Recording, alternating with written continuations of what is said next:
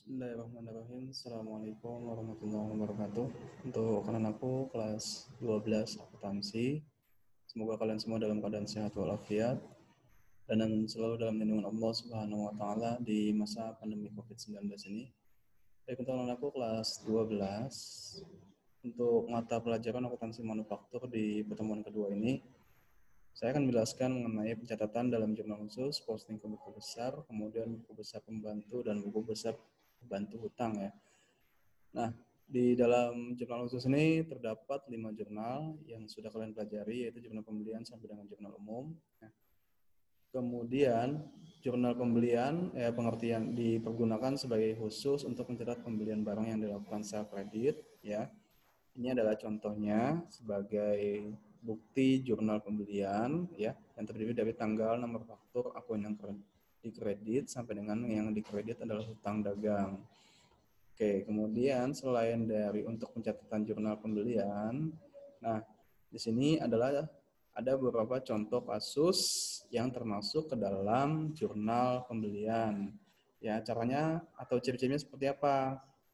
Untuk jurnal pembelian yang terdiri dari faktur, dibeli barang dagang dengan dari UD Melati 1.200.000 terdapat faktur ya.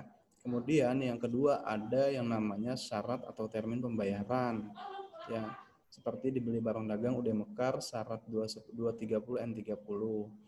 Kemudian ada juga syarat pembayarannya seperti 310 N60. Itu yang termasuk ke dalam catatan jurnal pembelian ya. Ciri-cirinya ada faktur, kemudian ada termin, berarti itu masuk ke dalam pembelian secara kredit. Nah, ini adalah contoh penjawabannya dari contoh kasus di atas untuk jurnal pembelian. Nah, kemudian akun-akun yang harus didebit ke dalam buku besar adalah pembelian, kemudian perlengkapan toko, peralatan kantor, perlengkapan kantor ya. Jumlah debitnya berapa? Tinggal dihitung berarti 10.100.000.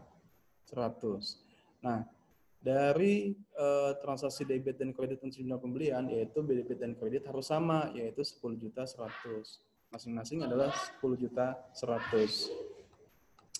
Kemudian dari situ ada yang namanya mencatat pembelian hutang kepada setiap kreditur. Dengan demikian setiap terjadi transaksi pembelian kredit, faktur yang diterima dari penjual akan dicatat sebagai berikut.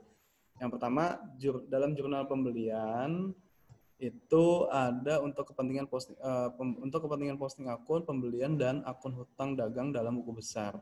Nah, dalam buku pembantu hutang ini, pada akun kreditur yang bersangkutan dalam penjelasan di atas, maka informasi mengenai UD Cahaya Bunda pada tanggal 31 Juli akan tampak dalam buku besar pembantu hutang. Nah, contohnya adalah seperti ini. UD Cahaya Bunda buku besar pembantu hutang. Nah, untuk kolomnya seperti sama, yaitu tanggal, keterangan ref, debit kredit, saldo, debit kredit, yaitu seperti di atas, keterangannya adalah saldo, kemudian refnya, kemudian diisi sesuai dengan transaksi saldo normalnya, yaitu di kredit 3 juta dan di kredit juga 3 juta. Ini dari supplier Kemuning PT Kemuning. Kemudian yang kedua dari UD Laksana, ya ada dua transaksi, yaitu tanggal 8 dan tanggal 24. Kemudian saldo awalnya 0, sama yaitu 600 dan 400. Jadi buku besar pembantu utang ini masing-masing supplier akan dipisahkan berapa sih nominalnya untuk utang masing-masing supplier ini ya. Kemudian ada UD Anggrek ya dengan transaksi tanggal 5 dan tanggal 22 ya. Tanggal 5 dan tanggal 22, yaitu ini hanya sebagai ulasan buku besar pembantu utang diterbitkan 1.200.000 dan 2.300.000. Kemudian karena sama-sama kredit berarti jumlahnya ditambah ya. Setiap supplier akan dipisahkan berapa besarnya utang melalui buku besar pembantu utang. Setelah itu ada namanya jurnal pengeluaran kas atau cash payment journal. Contoh transaksinya adalah dikeluarkan seperti ini.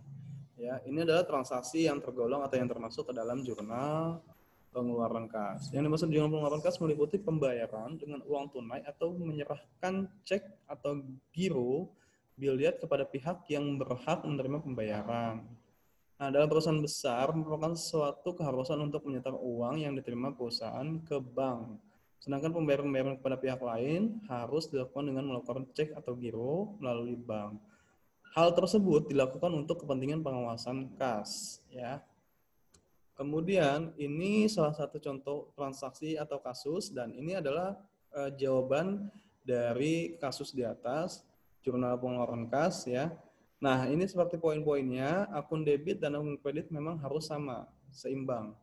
Ya, mulai dari akun kolom serba-serbi, pembelian dan hutang, atau termasuk golongan yang termasuk di kolom debit. Kemudian yang kolom kredit adalah potongan pembelian dan kas atau bank, ya.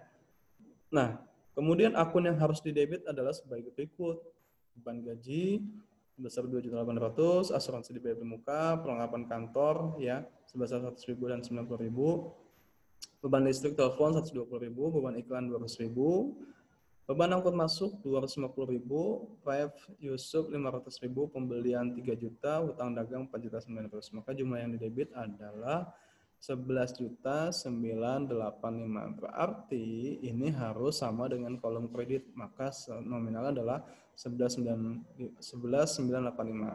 Kemudian potongan pembelian dan kas dengan nominal 86 dan 11.889. Nah, dalam penjabaran ini masuk ke dalam rekapitulasi jurnal yang tujuannya untuk memudahkan dalam proses posting ke buku besar. Ya. Nah, kemudian dari postingan-postingan ke akun buku besar atau ledger adalah seperti ini, masing-masing dengan kolom pembelian, price, hutang dagang, asuransi dan lain sebagainya dipisah dan sesuai dengan transaksi pembelian atau price-nya dengan nomor akun yang sama. Setelah itu, setelah diposting, maka kita membuat buku besar pembantu hutang sesuai dengan nama perusahaannya, nama suppliernya, ya, kemudian nominalnya, status normal atau saldo normalnya di debit atau kredit. Kemudian setelah membuat buku besar pembantu, ada namanya daftar saldo hutang. Katanya kemudian 3 juta, berarti dari hasil ini kita salinkan ke dalam daftar saldonya. Ini 3 juta, berarti daftar saldonya 3 juta. Kemudian UD Laksana. UD Laksana berapa di sini? UD Laksana sudah dicantumkan sama, kemudian UD Anggrek. Ya, UD Anggrek berapa? 3 juta. Berarti 3 juta ini 400.000 UD Anggrek. Terdapat saldo utangnya akan dikurangkan dengan buku besar tersebut, ya. Buku besar yang ada di dalam paling atas untuk buku besar umum, ya, setelah dikurang-kurangkan. Ini setelah itu masuk ke dalam daftar saldo utang. Nah, kemudian setelah itu ada namanya jurnal penjualan. Jurnal penjualan ini terdapat dalam kolom customer, ya, terdiri dari beberapa customer, yaitu masuk ke dalam piutang dagang untuk dibuatkan buku besar pembantu piutang.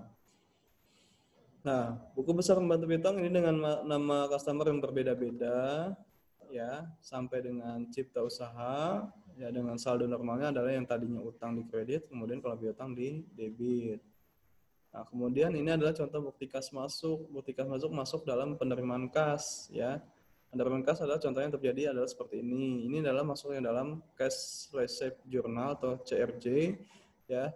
Contohnya dijual tunai, kemudian diterima, kemudian dicatat penjualan tunai, ya.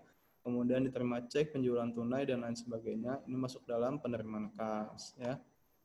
Nah, ini adalah contoh masuk ke dalam jawaban dari jurnal penerimaan kas. Dari kredit, kolom debit dan kreditnya harus balance, ya. Nah, kemudian ini adalah buku besar yang sudah diposting dari hasil jurnalnya.